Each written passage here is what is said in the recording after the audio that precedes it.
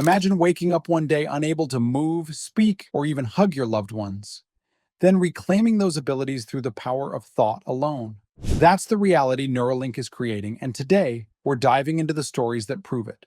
Hello, everyone, and welcome back to the Future Link podcast, where we dive deep into the cutting edge world of technology, neuroscience, and human potential. I'm your host, Brad Smith, coming to you from Gilbert, Arizona, in early February 2026. If you're new here, this is episode 18, and boy, do we have a packed show today. As many of you know, I'm not just talking about these topics from afar, I'm living them. I'm the third person ever to receive Neuralink's brain-computer interface implant. And as someone battling ALS, or motor neuron disease as it's often called outside the US, this tech has been a game changer for me.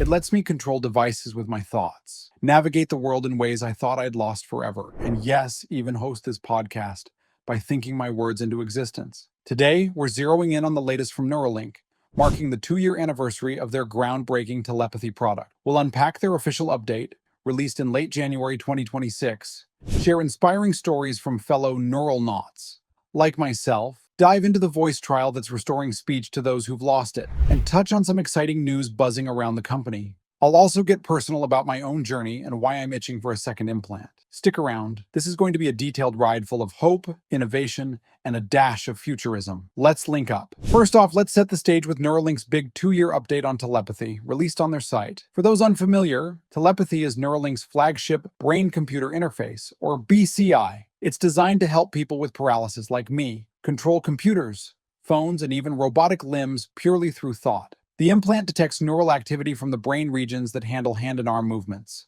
then translates those signals into digital commands, essentially bypassing damaged pathways in the spinal cord or nervous system. According to the update, Neuralink has now enrolled 21 Neuralnauts, that's what they call as trial participants, across worldwide clinical trials.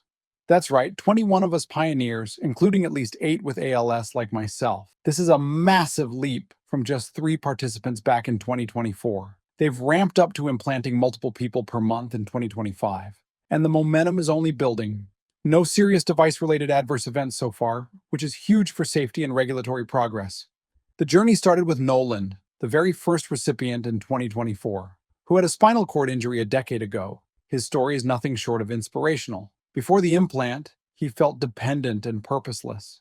Now, he's back in college studying neuroscience, acing math classes, reading voraciously, and even learning new languages. He says the cursor sometimes moves before he even consciously thinks about it. It's that intuitive. In his words, "I can't even begin to describe how happy I am to be back in school, not just passing my classes, but doing it in style. This is literally the best semester of college, grades-wise, I've ever had. Telepathy has given me back parts of my life that I thought were lost forever, and I'm finally starting to feel like myself again." And in a fun twist, Noland even appeared in a Mr. Beast video, bringing Neuralink's impact to a massive audience. Then there's Nick, paralyzed for 4 years from ALS. He's using telepathy to control a robotic arm for everyday tasks, like feeding himself or scratching an itch. What's fascinating is how his thoughts have evolved.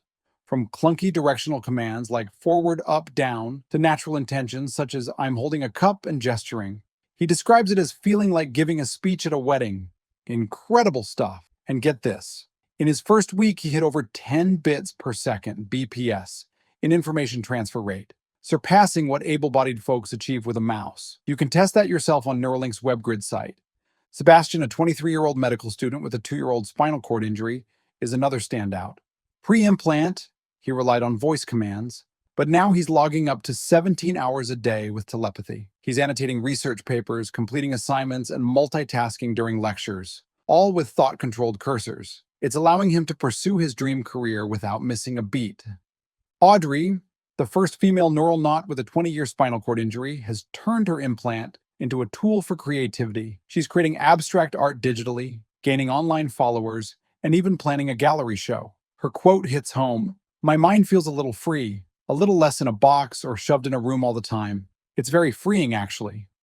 Now, shifting to folks like me with ALS, Jake is using an Imagine 10-finger keyboard to type up to 40 words per minute. That's a lifeline for communication and work. He calls it his moon landing moment. ALS hits you like a pound of bricks. But having this opportunity for my generation is like the equivalent to being one of the first ones on the moon. I owed it to myself. I owed it to my son to take a chance. And now he thinks I'm a superhero with a computer chip in his head. And then there's, well, me. In the update, they highlight how I've been using a 360-degree camera mounted on my wheelchair, controlled telepathically to look around freely. Whether it's watching my son's robotics competition or just enjoying a park view, it's given me a new sense of agency. As I said in the piece, I want the world to see ALS, not merely as a tragic endpoint, but as an opportunity for profound growth and innovation that highlights human resilience.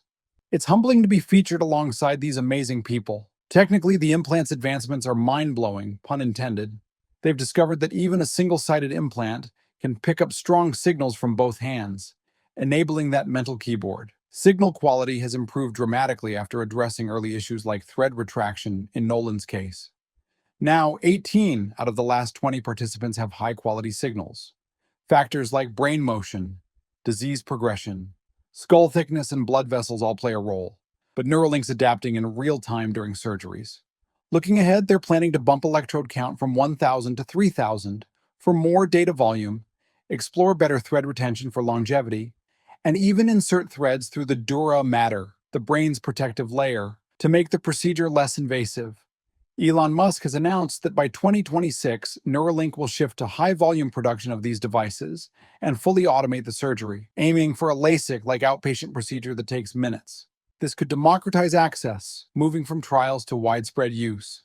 Speaking of speech, let's talk about the voice trial, which is super close to my heart. This feasibility study aims to restore real-time speech by reading from brain regions that control speech production, like jaw and tongue movements. The goal? Conversational speeds of 140 words per minute for people with ALS or post-stroke impairments. One participant shared this incredible explanation. My implant is the N1 with 128 threads, but it was placed on the left side of my head. It picks up the signal as it goes to the motor nerves that control elements of speech, jaw and tongue position, etc. The basic elements of speech, phonemes, are decoded and matched to words through the models we're working on.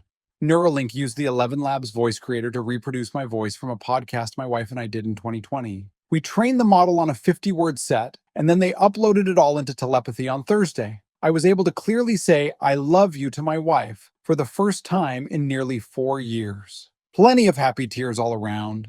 Can you imagine? Restoring those 3 little words after years of silence. It's emotional just thinking about it. And in the latest updates, they're advancing this speech restoration implant. Talk about mainstream exposure. Plus, there's buzz about competitions between tech giants like Sam Altman and Mark Zuckerberg in the BCI space. On X, Neuralink's been active with updates. They announced their first UK participant, Paul, who has motor neuron disease and got his implant at University College London Hospital. He was controlling a computer hours after surgery and is now exploring video games like Dawn of War. They've also shared details on the surgical robot and flexible threads, emphasizing safety, threads thinner than hair to minimize trauma, and marking the 1-year anniversary for the first implant, thanking pioneers like Noland. Personally, as the first ALS Neuralnaut mentioned in the update, I'd love a second implant, targeted at the voice area. Right now, I can't speak at all. My thoughts are translated via text-to-speech for this podcast.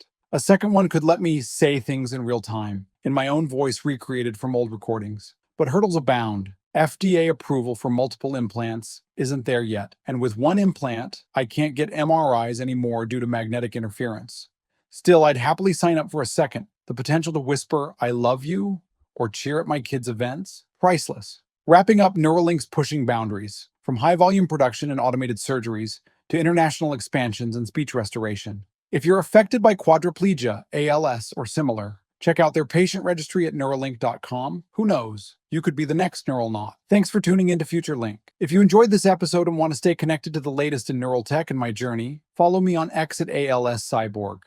And like and subscribe to my YouTube channel at ALS Cyborg. For more support, subscribe on X for just $5 a month or send a donation to Venmo at ALS Cyborg. Every bit helps fuel this mission. I'm Brad Smith signing off, thought by thought. Until next time, keep linking to the future.